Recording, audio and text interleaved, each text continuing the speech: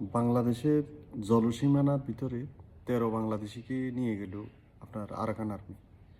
তো এরা হয়তো মাঝ সমুদ্রে গেছে বা হয়তো মাছ শিকার করার জন্য গেছে। তো এখানে যে এরা যে নিয়ে গেল বাংলাদেশের যে জেলেদেরকে, এখানে বাংলাদেশের প্রতিক্রিয়া কী ছিল? প্রতিক্রিয়া কিছু ছিল না। এতে বাংলাদেশের কোনো শক্ত অবস্থান নাই। আপনি হয়তো ভাবেন যে কিনা বাংলাদেশকে ছোট করতেছে যে দেশ, না, বাংলাদেশের কোনো শক্ত অবস্থান নাই।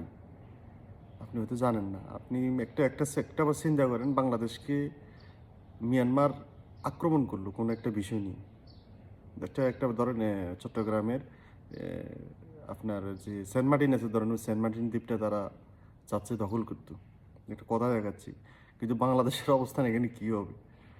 এখন তো দেখছেন কালকে যে বিজয় দিবস, স্বাধীনতা দিবসের যে আপনার প্রদর্শনীগুলো, মিসাইল আপনার প্রতিরক্ষা বাহিনীর, তো এগুলোতে কী দেখছেন আপনি? এগুলো কোনো কিছু মানে আপনি পার্শ্ববর্তী দেশের সাথে যুদ্ধ করে পারবেন? কখনো পারবেন? আপনার কাছে শুধু সৈন্য থাকলেও হবে না।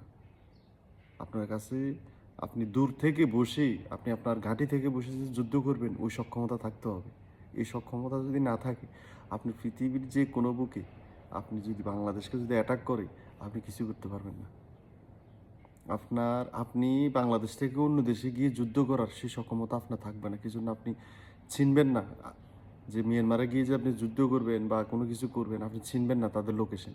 যেমন ১৯৭১ সালে পাকিস্তানিরা বাংলাদেশের লোকেশন, তা জায়গা মানে আপনার গ্রাম, এদের পরিচিতি ছিল না রোডগুলো। তখন তারা এক হিসেবে পরাজিত হয়ে গেছে। পরাজিত হয়ে আত্মসমর্পণ করে বাংলাদেশ বিজয় ঘোষণা করে শেষ পর্যন্ত।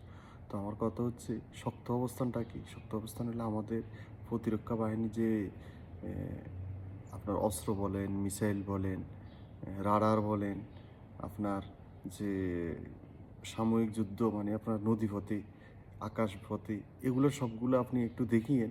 মিয়ানমারের সাথে বাংলাদেশের কোনোটাই মানে সব কিছুর দিক দিয়ে বাংলাদেশ নিচে মিয়ানমারের চাইতে। হ্যাঁ, আপনি ওইটা বলতে পারেন বাংলাদেশেরগুলা অভিজ্ঞতা বেশি, অভিজ্ঞ। দেখেন, সব জায়গায় অভিজ্ঞ কাজ হয় না। আপনি হয়তো মানুষ অভিজ্ঞ, কিন্তু কি যুদ্ধের ক্ষেত্রে দূর থেকে যারা হেরা যদি অ্যাটাক করে, ওই হয়তো ওই ক্ষেত্রে তারা অভিজ্ঞ। আপনি বুঝেন নাই। আপনিও বাংলাদেশ এবং মিয়ানমারের ইউটিউবে সার্চ করলে পাবেন যে কার সক্ষমতা বেশি, তখন বুঝতে পারবেন। তো বাংলাদেশের সরকারকে বলবো, এখনও সময় আছে পার্শ্ববর্তী দেশগুলোর সেইতে কীভাবে শক্তিশালী করা যায়, যেহেতু আমাদের জনসংখ্যা বেশি মিয়ানমারের সেইতে।